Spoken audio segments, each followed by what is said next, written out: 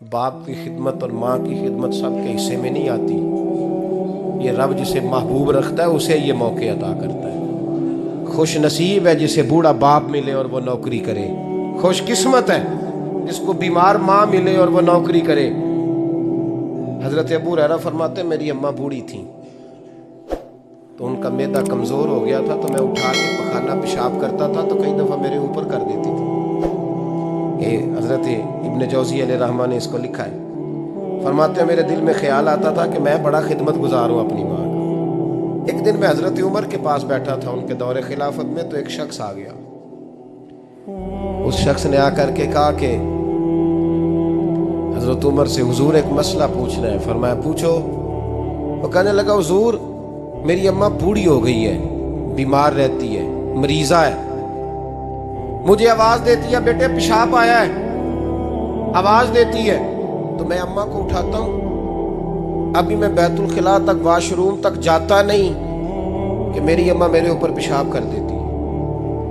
حضرت عمر سے کہنے لگا حضور بچپن میں اماں پہ پیشاب کرتا تھا، اب اماں میرے اوپر کر دیتی ہے تو حق ادا ہو گیا نا.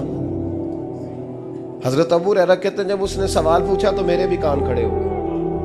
میں نے کہا یہ تو میرے والا مسئلہ پوچھ رہا ہے، میرے والا مسئلہ پوچھ رہا ہے. میرے پاس ایک دوست جمعہ پڑھنے آتے ہیں بڑی دور سے، مجھے کہنے لگے حضرت صاحب جدوں بھی میں آؤں نا تسی میری ہوئی گل چھیڑ دیتے ہو، وہ جو بات ہوتی ہے نا بالکل میری ہی ہوتی ہے. میں نے کہا نہیں یار جو میں کر رہا ہوتا ہوں وہ میری بھی ہوتی ہے، وہ سارے معاشرے کی ہوتی ہے. ہمیں لگتا ہے کہ میری ہو رہی ہے حالانکہ وہ بات ہماری سب کی مشترکہ ہوتی ہے. سن لے اور یاد رکھ لیں. حضرت ابو ہریرہ فرماتے ہیں میرے کان کھڑے ہو گئے. میں نے کہا اس نے تو میری بات پوچھنی شروع کر دی. حضرت فاروق اعظم سے کہنے لگا حضور بچپن میں اماں پہ پیشاب کرتا تھا، وہ میرے اوپر کر دیتی ہے تو حق ادا ہو گیا. حضرت عمر کہنے لگے نہیں کوئی نہیں ہوا. اس نے کہا حضور مجھے سمجھائیں وہ سارے کام جو میں اماں کے ساتھ کرتا تھا اماں میرے ساتھ کرتی ہے تو کیوں نہیں ہوا. حضرت عمر کہنے لگے بھائی پیشاب تو بھی اماں پہ کرتا تھا اور اماں بھی تیرے اوپر کرتی ہے، پر تیری اور تیری ماں کی سوچ میں بڑا فرق ہے. اس نے کہا حضور کس طرح؟ تو کیا جواب ہے سیدنا فاروق اعظم کا، لو کان نبی بعد لکان عمر ابن خطاب. کیا جواب ہے؟ حضرت عمر فرمانے لگے تیری اور تیری ماں کی سوچ میں بڑا فرق ہے. کہا حضور کس طرح؟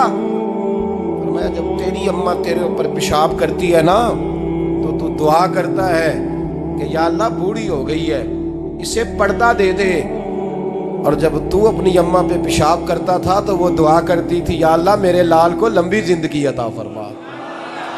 فرمایا یہ تیرا اور اس کا فرق ہے.